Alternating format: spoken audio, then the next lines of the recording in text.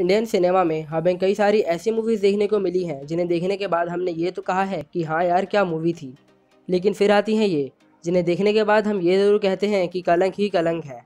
खैर, इन्हीं से बचने के लिए हम जाते हैं OTT मीडिया सर्विसेज पर, जहाँ पर हमें कई सारी amazing thriller intense Indian series देखने को मिलती हैं। तो आज हम आपको ऐसे ही कुछ 10 इंडियन सीरीज़ के बारे में बताने जा रहे हैं।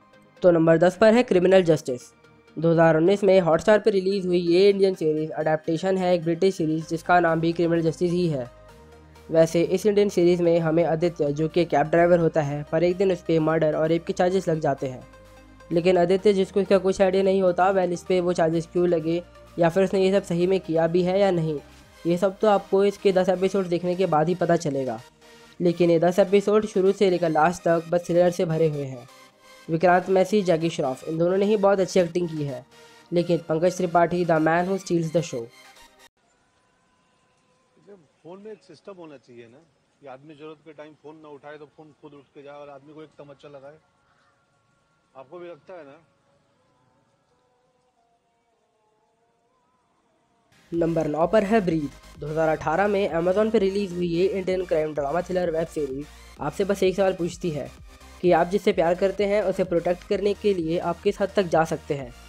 हमें इस सीरीज़ में ऐसा ही कुछ दिखाया गया है। डैनी, जो कि एक फुटबॉल कोच होता है, जिसके रोल में हमें आर माधवन दिखते हैं, इन्हीं के बेटे को एक बीमारी के चलते लंग ट्रांसप्लांट की ज़रूरत पड़ जाती है। तो डैनी कुछ ऐसे लोगों को मारने निकल जाता है जिनके लंग से उनका बेटा बच सके। अब क्या वो ये सब करने में सक्सेसफुल होता है या कैसे वो इन मर्डर्स को अंजाम देता है, ये सब तो आपको इसके ये 8 एपिसोड्स देखने के बाद ही पता चलेगा। ये 8 एपिसोड्स ब्रेड टेकिंग, इंगेजिंग और थ्रिलिंग एपिसोड्स हैं। नंबर 8 पर है दिल्ली क्राइम। 2019 में नेटफ्लिक्स पे आई ये इंडियन सीरीज़ बेस्ड है 2012 में हुए दिल्ली गैंगरेप केस पर। हमें इसमें दिल्ली पुलिस के पॉइंट ऑफ व्यू से इस सीरीज़ को दिखाया गया है कि उन्होंने इस केस को कैसे सॉल्व किया, जबकि उन पे इनर कॉन्फ्लिक्ट्स के चलते कितना पॉलिटिकल प्रेशर था, मीडिया की झूठी अफवाह और लोगों के प्रोटेस्ट, इन सभी सिचुएशंस को भी हैंडल करना था। शेफाली शाह को इस सीरीज़ में देखने के बाद तो यही लगा कि वो सही में DCP है।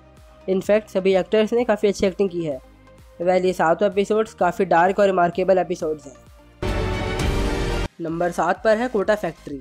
2019 में TVF द्वारा रिलीज़ की गई ये पहली black and white web series है इंडिया में, जिसमें हमें एक 16 साल के लड़के वैभव, जो कोटा जाता है IIT की तैयारी करने, इसमें हमें कोटा में रह रहे बच्चों की लाइफ को दिखाया गया है।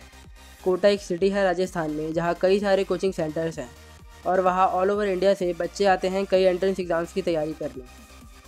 इसके 5 एपिसोड्स में हमें जो भी दिखाया गया है वो सब रियलिटी है। हर एक एपिसोड आपको कुछ ना कुछ तो ज़रूर सिखाएगा। उदय गुप्ता का ये डायलॉग, हमारी एज ही ऐसी है यार, हम ना देख ही नहीं पाते कि आगे क्या होने वाला है। डाउट में है, पापा से बात कर ले। जैसा कि तू बड़ा अपने पापा की सुनता है। फॉलो नहीं कर पाता, इसका मतलब ये नहीं कि सुनता नहीं हूं। ये डायलॉग काफ़ी कुछ कह जाता है।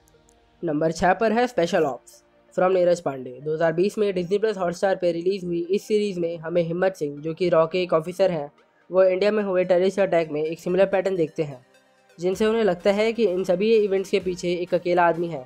जिसके बाद टास्क फोर्स, जिसमें 5 एजेंट्स होते हैं, वो उस मास्टरमाइंड को पकड़ने निकल जाते हैं।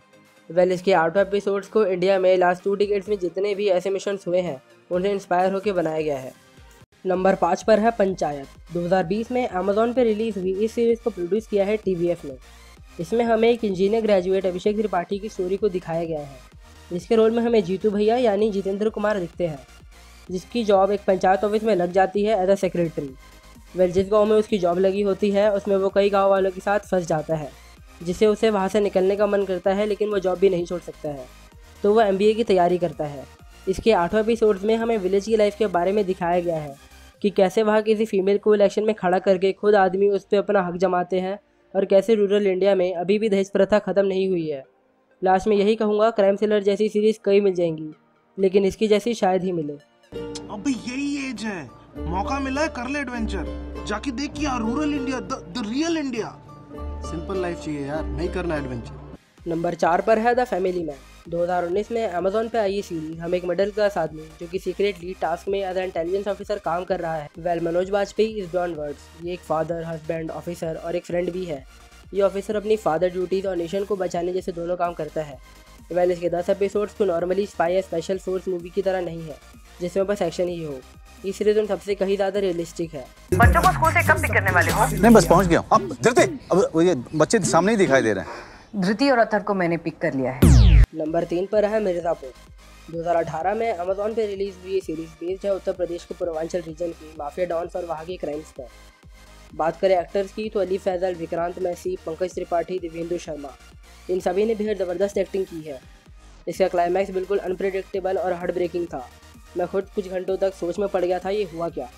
खैर सेकंड सीज़न का तो हम सभी वेट कर रहे हैं, देखते हैं क्या करते हैं अपने गुड्डू भैया। नंबर 2 पर है सेक्रेड गेम्स। 2018 में नेटफ्लिक्स पे आई इस सीरीज़ को डायरेक्ट किया है अनुराग कश्यप ने। इस सीरीज़ में हमें सरताज सिंह, एक मुंबई पुलिस ऑफिसर जिसको गैंगस्टर गणेश गाय तुंडे कॉल करके बोलता है 25 दिन है, बचा लेना अपने शहर को। वैसे इसके 2 सीजन्स आ चुके हैं जिसमें टोटल 16 एपिसोड्स हैं।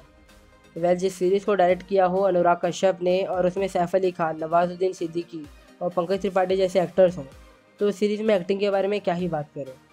भगवान को मानते हो क्या? नंबर 1 पर है असुर।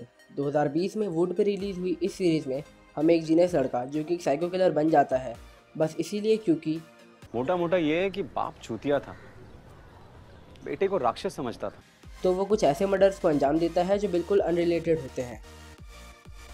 तो धनंजय राजपूत जिसके रोल में हमें अरशद वारसी दिखते हैं और निखिल नायर जो कि फॉरेंसिक एक्सपर्ट होते हैं, वो इस केस को सॉल्व करते हैं। वह लगता तो यही है कि ये लोग केस सॉल्व कर रहे हैं, पर इन्हें ये भी नहीं पता होता वो साइको किलर इन सभी को ना चाहते हुए भी कंट्रोल कर रहा होता है। इन 8 एपिसोड्स में हमें काफ़ी सस्पेंस मिला है शुरू से एंड तक। ये पूरी सीरीज़ माइथोलॉजिकल वॉर पर बेस्ड है जिसमें हमें गॉड और डीमंस की लड़ाई को दिखाया जाता था। डायरेक्टर्स ने इन्हीं को साइंस और मॉडर्न टेक्नोलॉजी के वे में दिखाया है। जिन लोगों ने श्रीमद् भगवद गीता नहीं पढ़ी है वो इसे देखने के बाद ज़रूर पढ़ने की सोचेंगे।